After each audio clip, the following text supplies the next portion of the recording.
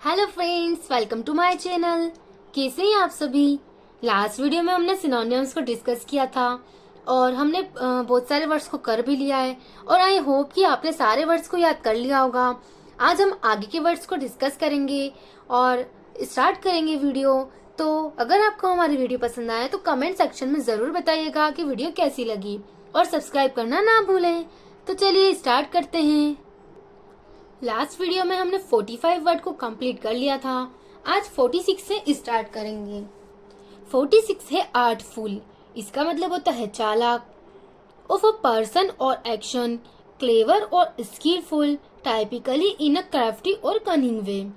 तो आर्टफुल लोग जो होते हैं ना, मतलब जिन्हें बहुत सारे आर्ट आते हैं। देखो, जैसे किसी इंसान को एक आर्ट आता है ना, किसी एक आर्ट में जो वो अच्छा होता है, ठीक है, तो वो एक नॉर्मल होता है।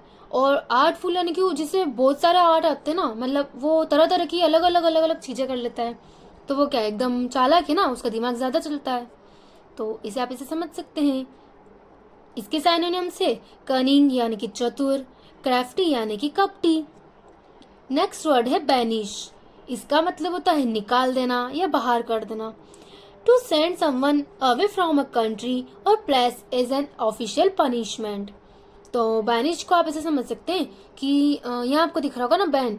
तो जब किसी चीज पर बैन लगा दिया जाता है ना, मतलब बैन हो जाती है कोई चीज, तो उसे क्या कर देते हैं, बाहर हो जाती है वो चीज ना, तो निकाल देना।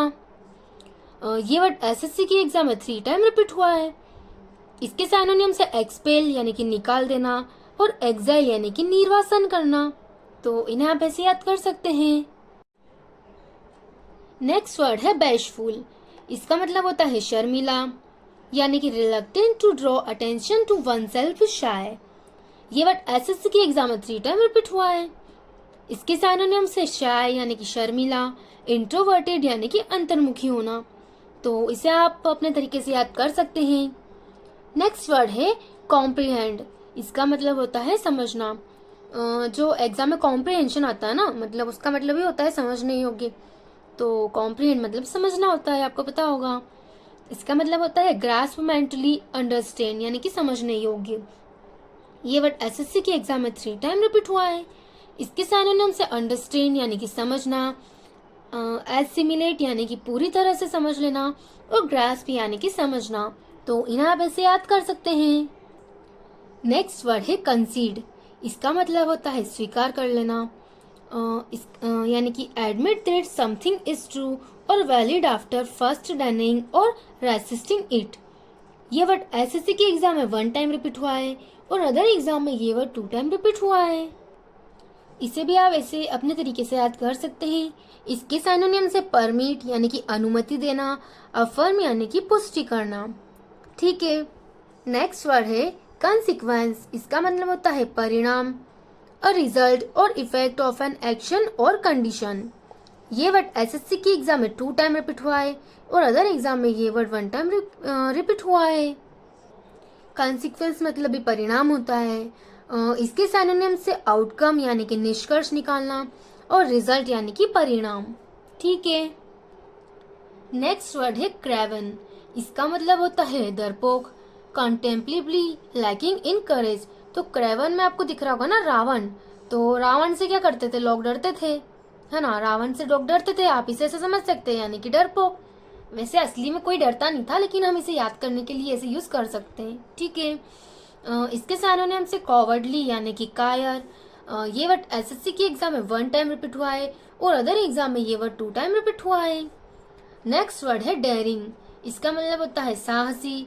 तो डेयरिंग वर्ड तो आपने मूवीज में सुना होगा ना, तो इसका मतलब साहसी होता है, यानी कि एडवेंचरस एज ऑडाशियसली बोल्ड।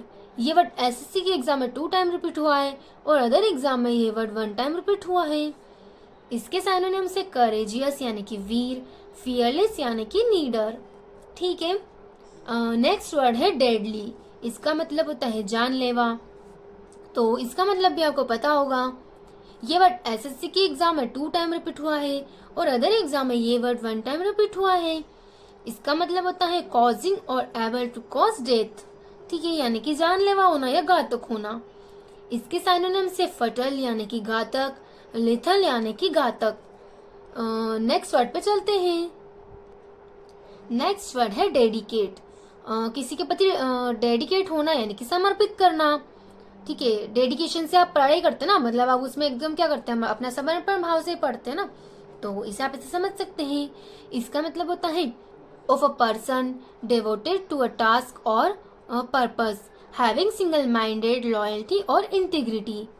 ये वर्ड एसएससी के एग्जाम में 2 टाइम रिपीट हुआ है और अदर एग्जाम में ये वर्ड 1 टाइम रिपीट हुआ है। इसके सिनोनिम से डिवोट यानी कि समर्पित करना, कमिट यानी कि प्रतिबद्ध, तो इसे आप ऐसे याद कर सकते हैं। नेक्स्ट वर्ड है डिफरेंस। डिफरेंस या इसका मतलब होता है आदर। ठीक है, जो एक और जो डिफरेंस होता है ना, उसका मतलब होता है ना अंतर, और ये जो स्पेलिंग है ना, आप इसे याद रखिएगा।